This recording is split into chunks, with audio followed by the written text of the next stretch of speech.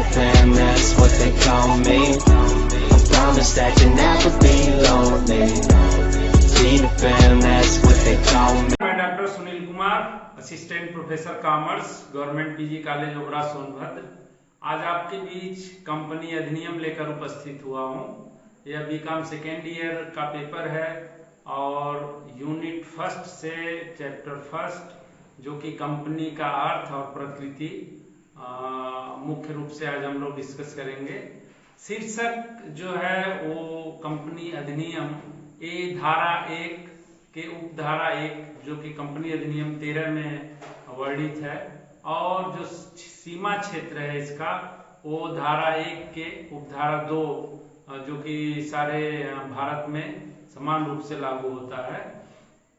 अगर हम इसके आरंभ होने की तिथि को देखें तो इसका वर्णन जो है वो धारा कंपनी अधिनियम की धारा 1 उपधारा 3 में व्यवस्थित है। यह धारा तुरंत लागू हो जाएगी और अधिनियम के शेष प्रावधान केंद्र सरकार द्वारा अधिसूचना जारी कर अधिसूचना की तिथि से लागू किए जा सकेंगे। केंद्र सरकार विभिन्न प्रावधानों को अलग अलग तिथि से इसके लागू कर सकती हैं। अगर हम कंपनी के अंतर्गत कंपनी अधिनियम द्वारा जो कुछ प्रावधान है जो लागू होते हैं कंपनी अधिनियम पे, उसको अगर हम देखें तो ये धारा 1 के उपधारा 4 में व्यवस्था की गई है और उनमें जो है इस अधिनियम के अंतर्गत या पिछले किसी कंपनी कानून के अंतर्गत निगमित कंपनियों पर हो सकती हैं।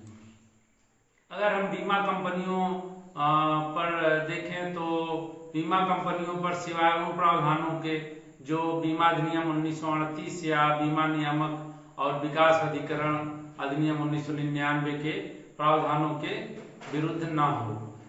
और बैंकिंग कंपनियों की बात करें तो बैंकिंग कंपनियां सिवाय उन प्रावधानों के जो बैंकिंग नियमन अधिनियम 1949 के प्रावधानों के विरुद्ध नहीं है, और कंपनियां जो विद्युत उत्पादन और वितरण का कार्य कर रही हैं सिवाय उन प्रावधानों के जो विद्युत अधिनियम 2003 के प्रावधानों के विरुद्ध नहीं है। और अन्य कोई कंपनी जो विशेष अधिनियम द्वारा शासित होती है सिवाय उन प्रावधानों के जो उन विशेष अधिनियमों के प्रावधानों के विरुद्ध नहीं है।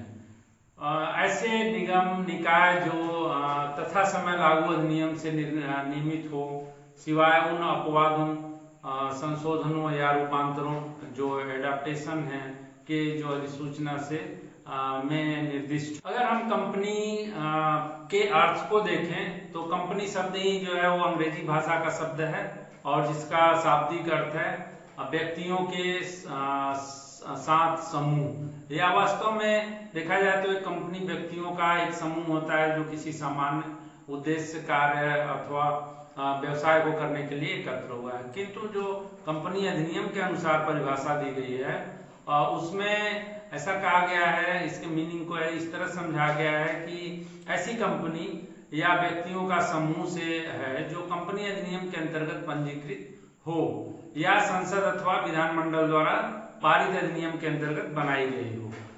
कंपनी पंजीकरण हो जाने पर इसके जो सदस्यों से पृथक कानूनी अस्तित्व हो जाता है और कानून इसे वैधानिक या कृत्रिम व्यक्ति के रूप में मान्यता प्रदान करता है। इसके कुछ अधिकार और दायित्व इसमें निहित है जिसके आधार पे हम कह सकते हैं कि कंपनी एक कृत्रिम व्यक्ति है।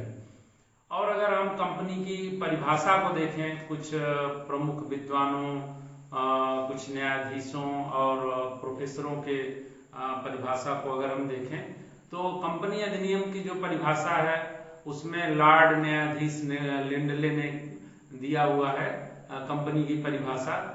उनका कहना है कि कंपनी व्यक्तियों का एक समूह है जो मुद्रा या मुद्रा के बराबर का अंशदान संयुक्त कोष में करते हैं और जिसका प्रयोग वे एक सामान्य उद्देश्य के लिए करते हैं।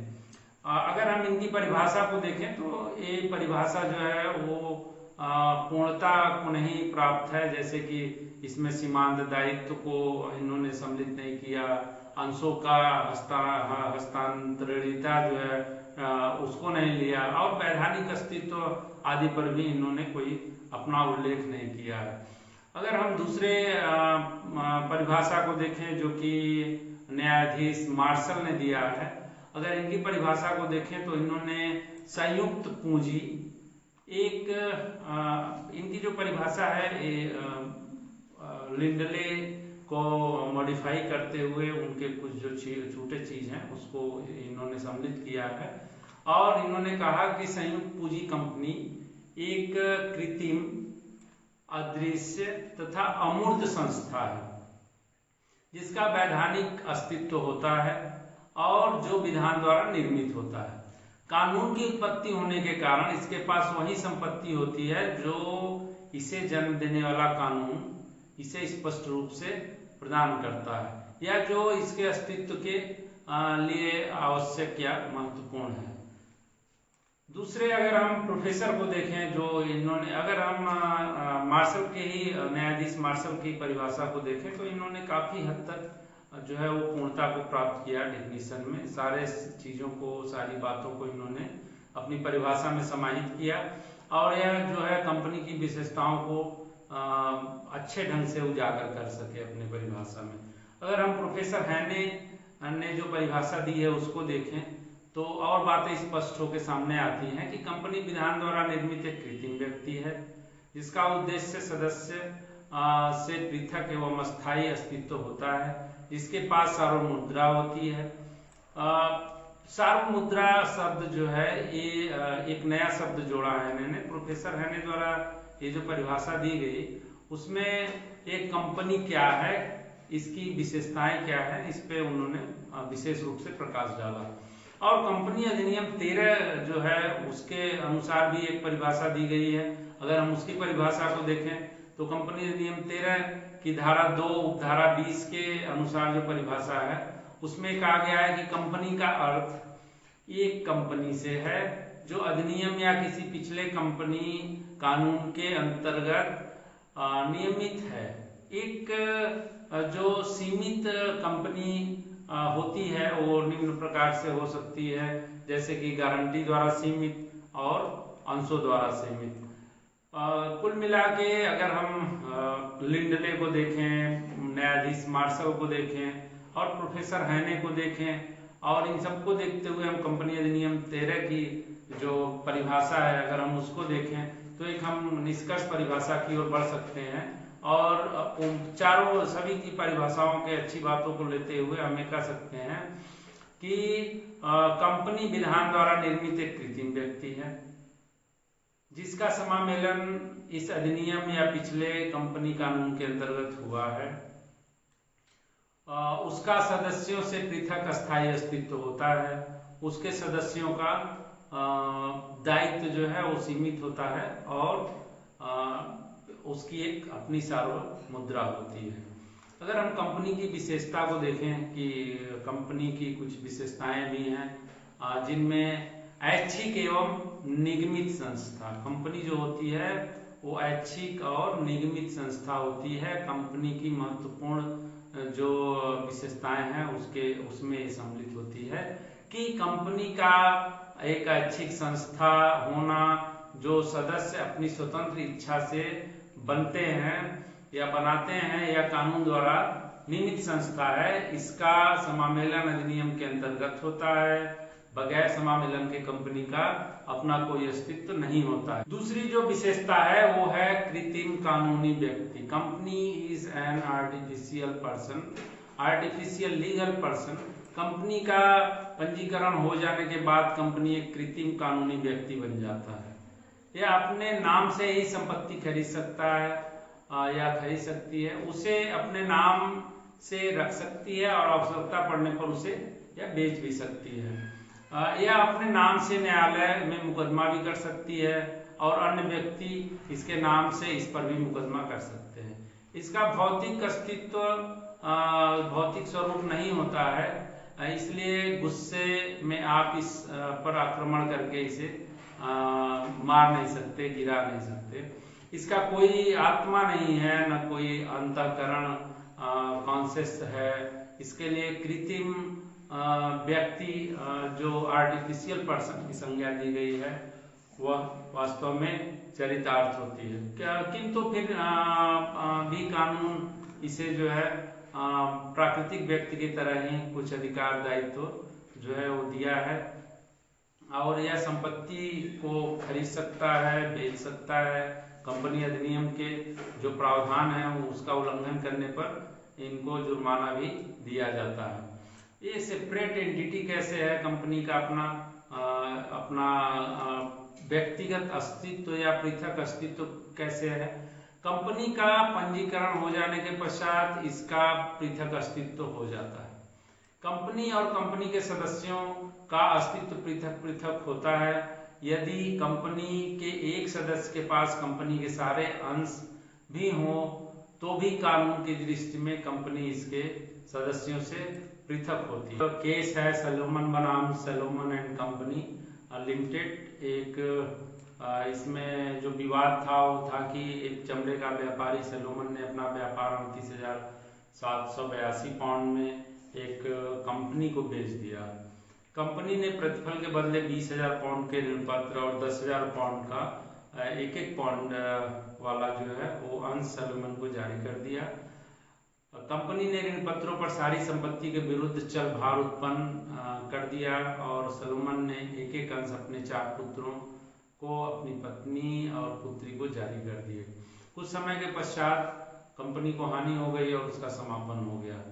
कंपनी की जो सारी संपत्ति बेच बाच के मिली वो था 6,047 पाउंड और चूंकि सलोमन 20,000 पाउंड के बांड का धारक था और उसके पक्ष में कंपनी को सारी संपत्ति का भार उत्पन्न किया गया था, उसने 4,047 पाउंड की जो संपत्ति अपने अधिकार का दावा किया था उसको मिलना चाहिए था। कंपनी के इसको देखते हुए कंपनी के जो अन्य ऋणदाता थे उन्होंने 6,047 पाउंड की जो संपत्ति थी सारे लगभग सभी ऋणदाताओं ने उसके लिए मांग किया। उनका कहना था कि चूंकि कंपनी के 20,000 जो अंश थे लगभग सारे अगर हम देखें तो 20,000 और उनमें से अगर हम 6 अंशों को छोड़कर अन्य सदस्यों के पास वो जो अंश थे सलोमन के पास थे, सलोमन और सलोमन एक कंपनी एक ही थे, अतः 6,047 पाउंड की संपत्ति उनके ऋणों के भुगतान करने के लिए उन्हें दी जाए। हाउस ऑफ लॉर्ड ने निर्णय दिया कि सलोमन और सलोमन एंड कंपनी का अस्तित्व अलग अलग है, अतः सलोमन ऋण पत्रधारी होने के कारण और उसके पक्ष में चला भार उत्पन्न होने के कारण 6,047 पाउंड की संपत्ति पाने का अधिकारी है। इस निर्णय से सिद्ध हो जाता है कि कंपनी और उसके सदस्यों का अस्तित्व जो है वो सेपरेट एंटिटी रखता है। कंपनी से यदि 10,000 रुपये वसूल करने हो तो अंशधारियों पर मुकदमा करके राशि वसूल नहीं की जा सकती।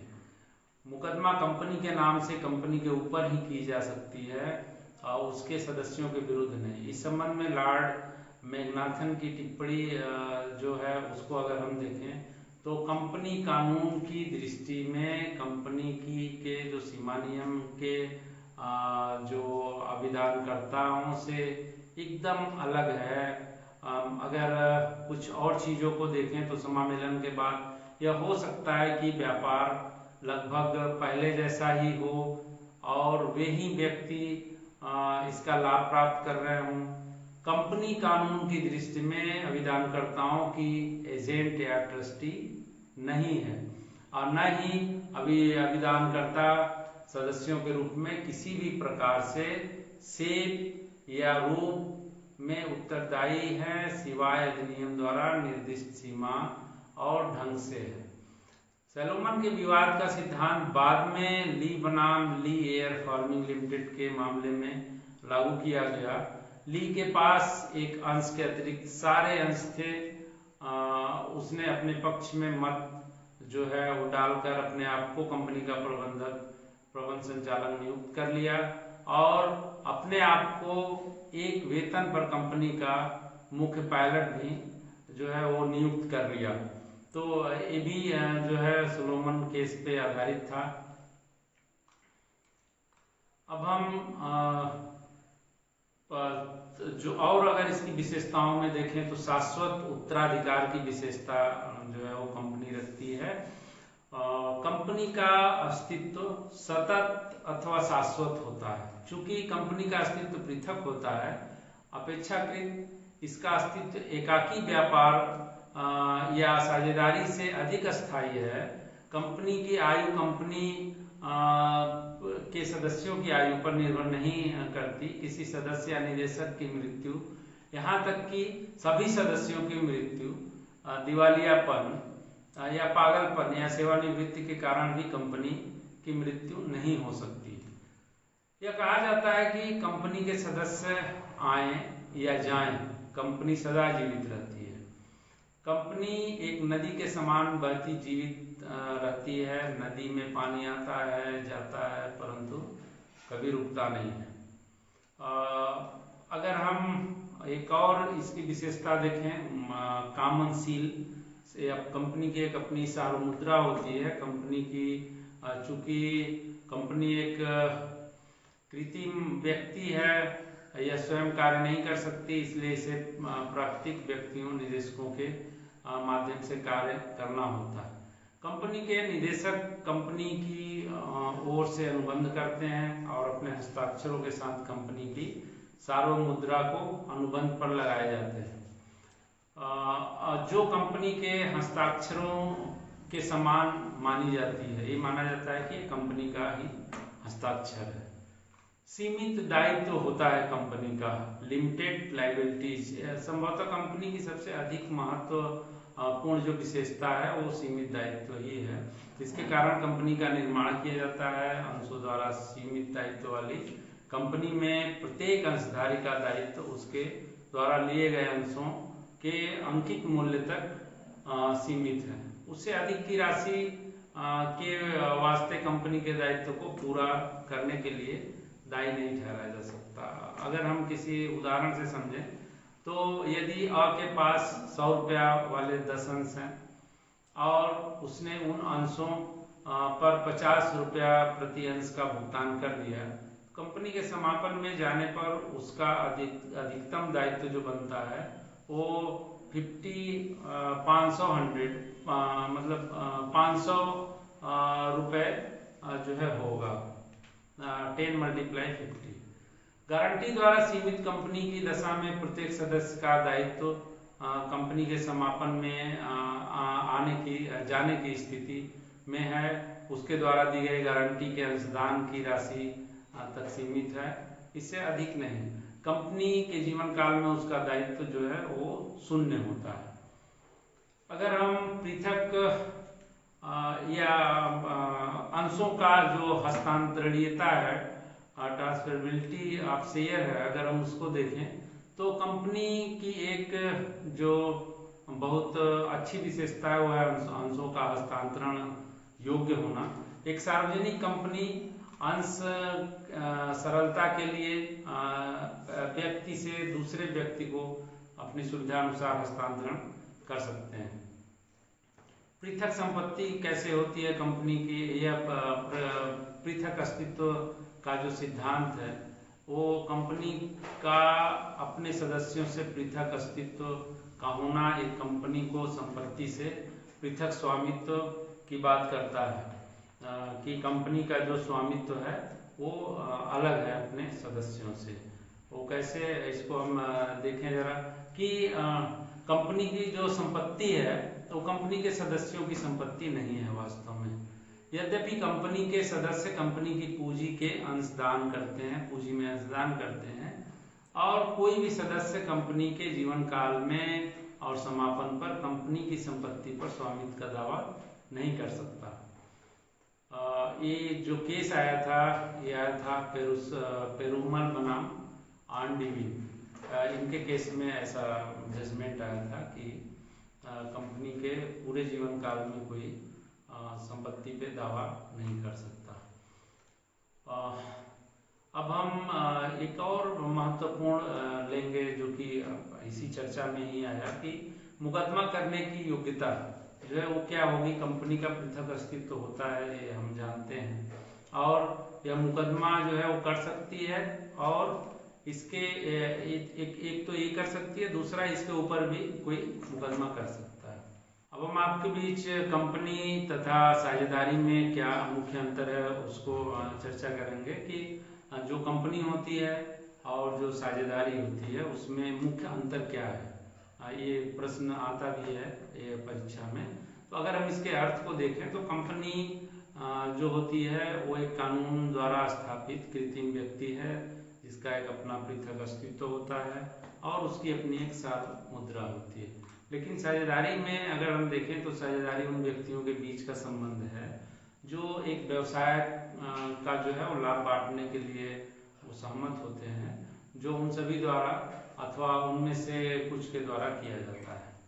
अगर हम इसके उत्पत्ति को देखें कि इसकी कैसे जन्म होती है, तो एक कंपनी का जन्म पंजीकरण कंपनी रजिस्ट्रार के यहाँ कराए जाने पर होता है, या संसद या विधानमंडल द्वारा अधिनियम पारित करके किया जाता है। पंजीकरण इसमें जो है वो अनिवार्य होता है, जबकि साझेदारी में पंजीकरण अनिवार्य नहीं है। यह इसकी जन्म ही जो है वो अनुबंध के आधार पे, एग्रीमेंट के आधार पे होती है। अगर हम इसके रेगुलेशन को देखें दोनों के बीच, तो जो कंपनी अधिनियम 2013 है और कंपनी उसके द्वारा रेगुलेट होती है, और पार्टनरशिप जो है वो साझेदारी अधिनियम जो है 1932 के तहत संचालित होती है। अगर हम सदस्यों की संख्या देखें तो निजी कंपनी में कम से कम 2 सदस्य होने चाहिए, और अधिकतम 200 कर्मचारी सदस्यों को जो है वो छोड़ करके, और सार्वजनिक कंपनी में कम से कम 7 सदस्य, और अधिकतम सदस्यों का यहाँ पे कोई लिमिट नहीं है। एक व्यक्ति वाली कंपनी में कम से कम 1 सदस्य और अधिकतम 100 सदस्यों से अधिक नहीं होने चाहिए, अथवा कानून द्वारा निर्धारित अन्य अधिकतम सदस्यों की संख्या हो सकती है। कानून चाहे तो इसको और बढ़ा सकता है। लेकिन जो साझेदारी होती है वो कम से कम 2 साझेदार, और साझेदारी फर्म में अधिकतम साझेदारों की संख्या जो है वो 100 ही हो सकती है, उससे ज़्यादा नहीं। अगर हम पृथक अस्तित्व देखें इनका, सेपरेट एंटिटी, तो एक कंपनी का अपने सदस्यों से पृथक अस्तित्व होता है, जबकि साझेदारी में ऐसा नहीं है। साझेदारों को साझेदार जो हैं उनका अपनी फर्म से पृथक अस्तित्व नहीं होता है, और ज्वाइंटली होते हैं। सदस्यों का जो दायित्व है वो अगर हम देखें तो कंपनी के सदस्यों का दायित्व सीमित होता है। एक कंपनी की दशा में ऋणदाता केवल कंपनी की सीमित जो अपने ऋण के अनुसार जो संपत्ति है उस पर दावा कर सकता है, सदस्यों की संपत्ति के विरुद्ध नहीं कर सकता। अगर किसी के पास ज़्यादा शेयर डिवेंचर है तो उनके खिलाफ नहीं जा सकता। जबकि साझेदारी का जो दायित्व सीमित साझेदारी के अतिरिक्त असीमित होता है। इनका ऋणदाता अपने ऋण की वसूली साझेदारों की निजी संपत्ति में से भी कर सकते हैं, तो ये बड़ा अंतर है। और सदस्यों द्वारा अनुबंध जो है वो अगर हम देखें तो कंपनी के सदस्य कंपनी के साथ अनुबंध कर सकते हैं, जबकि साझेदारी फर्म के साझेदार फर्म के साथ अनुबंध नहीं कर सकते, परंतु एक साझेदार फर्म के अन्य साझेदारों के साथ किसी भी प्रकार का अनुबंध वो कर सकता है। अगर हम इसके प्रबंध के आधार पे देखें दोनों में अंतर, तो कंपनी का जो प्रबंध होता है वो सदस्यों द्वारा चुने गए निदेशक, जो बोर्ड ऑफ डायरेक्टर होता है, उसके द्वारा होता है। जबकि जो साझेदारी है वो प्रबंध सभी साझेदारों या उनमें से कुछ एक द्वारा उसके द्वारा किया जा सकता है। गर्भित अधिकार हम देखें तो एक सदस्य को कंपनी को बाध्य करने का अधिकार नहीं है, लेकिन जो साझेदारी है उसमें एक साझेदार को फर्म को बाध्य करने का गर्भित अधिकार प्राप्त होता है। और हित का अगर हम हस्तांतरण देखें, ट्रांसफर ऑफ इंटरेस्ट, तो सार्वजनिक कंपनी का एक सदस्य अपने अंश सरलता एवं अन्य व्यक्ति को हस्तांतरित कर सकता है। मतलब वो सरल ढंग से अपना अंश चाहे तो ट्रांसफर कर सकता है। जबकि अधिनियम जो साझेदार है, साझेदारी जो सिस्टम है, उसमें एक साझेदार अपना हित अन्य सभी साझेदारों की सहमति के बगैर हस्तांतरण नहीं कर सकता उसका।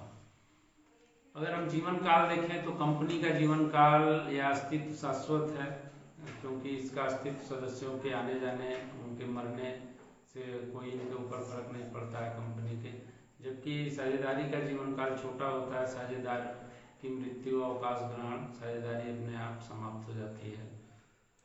अधिकारों की अगर हम देखें तो उसकी सीमाओं पर अगर हम बात करें, अधिकारों की सीमा पर, तो कंपनी की दशा में जो है वो रचनात्मक सूचना का सिद्धांत लागू होता है, अर्थात कंपनी के साथ व्यवहार करने वाले व्यक्ति से अपेक्षित है कि वह कंपनी और उसके निदेशकों पर लोग प्रतिबंध की जो है वो जानकारी रखें कि किस प्रकार कंपनी के सीमा पार्षद नियम, अंतर नियमों के आधार पर चल रही है।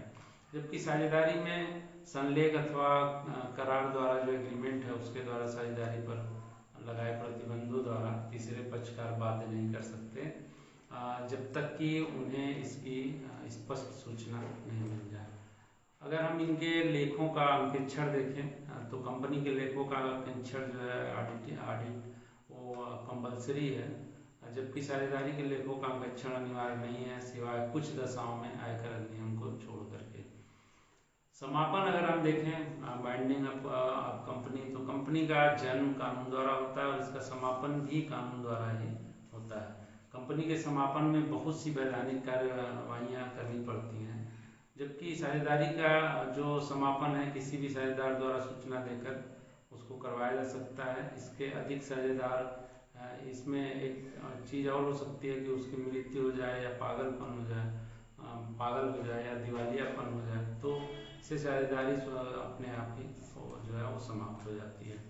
अब कंपनी जो निगमन है उसकी अगर हम बात करें तो भारत सरकार ने आधार कार्ड की तरह जो है वो नंबर जो 2000 से निगमित होने वाली कंपनियों को कंपनी के रजिस्ट्रार से कंपनी की पहचान संख्या जो है वो कॉर्पोरेट आइडेंटिफिकेशन नंबर प्राप्त कर सकते हैं और यह अनिवार्य है। कंपनी के लिए जो इसकी पहचान संख्या है वो CIN को व्यवसायिक पत्रों, बिल, फार्मों, पत्रों की सीट, इसके जो भी सूचना पत्र, नोटिस हैं और जो भी ऑफिस के लेटर हैं उस पर जो है अंकित करना आवश्यक होता है। CIN जो है वो अंकों, अक्षरों का उपयोग इसमें किया जा सकता है, इसे अल्फा न्यूमेरिक कैरेक्टर कहा जाता है, ANC। कंपनी पहचान संख्या का उद्देश्य जो है वो कंपनियों के प्रबंधन में सूचना प्रौद्योगिकी जो कि 2000 का उपयोग करना है, इसके द्वारा कंपनी की गतिविधियों की जो निगरानी है वो बहुत ही इजीली वे में हो सकती है। अगर हम ऐसे देखें कि कंपनी सूचीबद्ध है या नहीं है, कंपनी का समामेलन कब हुआ, किस राज्य में हुआ, कंपनी जो है वो सार्वजनिक है या निजी है, ये सब बातें हम कहाँ से प्राप्त कर सकते हैं? वो प्राप्त कर सकते हैं कंपनी का जो आइडेंटिफिकेशन नंबर है CIN, corporate identification number CIN, ये जो है धारा 12 में इसकी व्यवस्था की गई। तो आज इंट्रोडक्शन पोर्शन में हम लोगों ने बहुत ही महत्वपूर्ण इसके मीनिंग्स को, इसके डेफिनेशन और इसके इम्पोर्टेंस के साथ साथ difference between company and partnership, और लास्ट में हमने देखा कि CIN जो कि कॉर्पोरेट आइडेंटिफिकेशन नंबर क्यों अनिवार्य है उस पर हमने चर्चा किया। बहुत बहुत